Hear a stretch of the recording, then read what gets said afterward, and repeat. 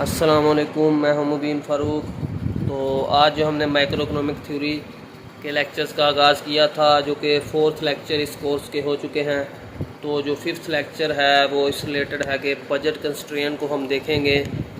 तो budget constraint जो कि इम्पोर्टेंट लॉन्ग क्वेश्चन है, तो इसके 2 गुड केस में देखेंगे, फिर हम इसे n गुड केस में भी बाद में डिस्कस करेंगे।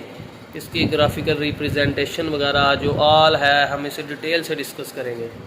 तो आप इसे नोट कर लीजिएगा। अगर लेक्चर में कोई भी प्रॉब्लम हो तो आप कमेंट्स में इसके बारे में क्वेश्चन आंसरिंग पूछ सकते हैं। तो अपना नंबर भी मैं दे दूंगा डिस्क्रिप्शन में, व्हाट्सएप नंबर, आप वहाँ भी कोई क्वेश्चन हो तो पूछ सकते हैं।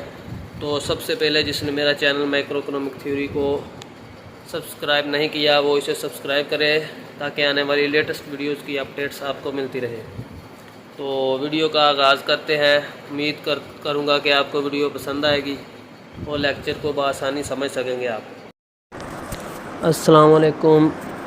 तो आज जो हम अपने नेक्स्ट लेक्चर का आगाज़ करते हैं, जो कि बहुत ही इम्पोर्टेंट लॉन्ग क्वेश्चन है और कई दफ़ा पेपर्स में रिपीट हो चुका है।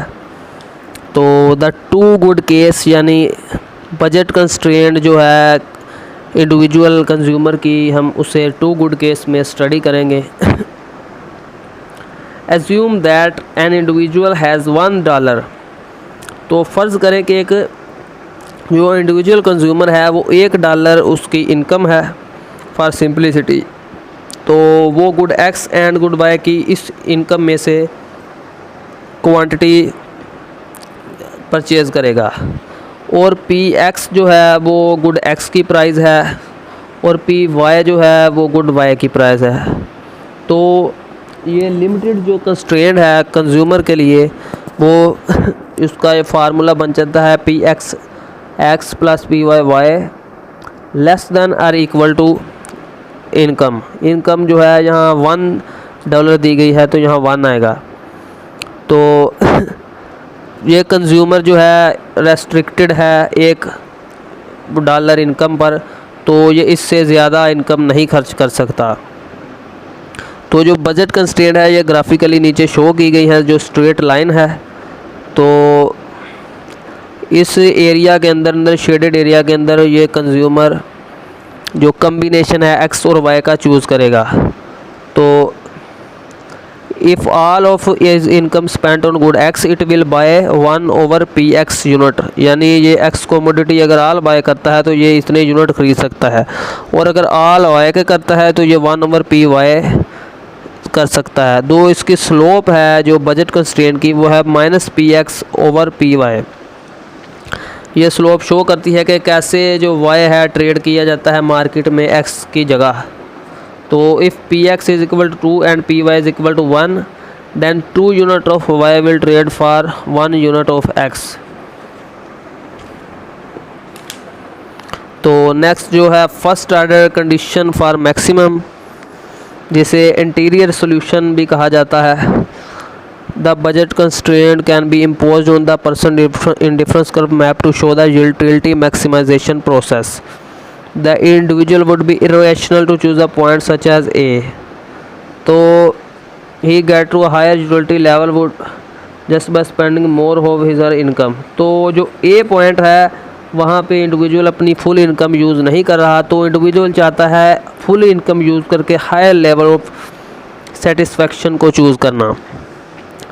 तो assumption of non-stagnation implies that a person should spend all of his income to receive maximum utility।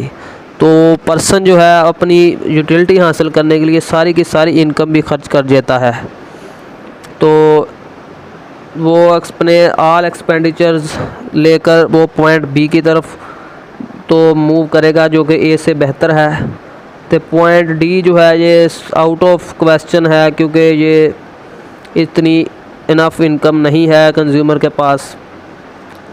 तो मैक्सिमम यूटिलिटी जो है पॉइंट सी पे होगी, जहाँ एक्स स्टेरिक जो क्वांटिटी है एक्स की चूज़ की जाएगी और वाई स्टेरिक जो है वाई की चूज़ की जाएगी।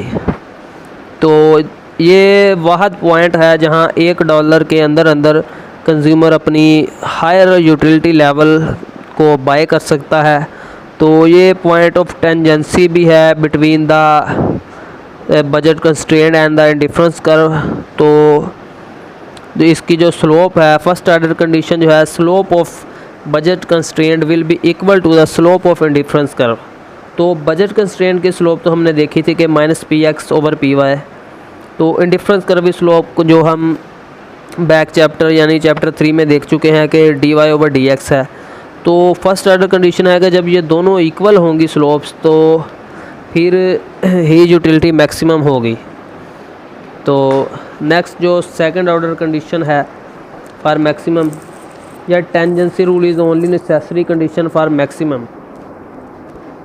तो a point of tangency C is inferior to point of non tangency B. तो टेंजेंसी पॉइंट सी जो है वो ये इन्फीरियर है क्योंकि बी से इन्फीरियर है क्योंकि बी पे नॉन टेंजेंसी है।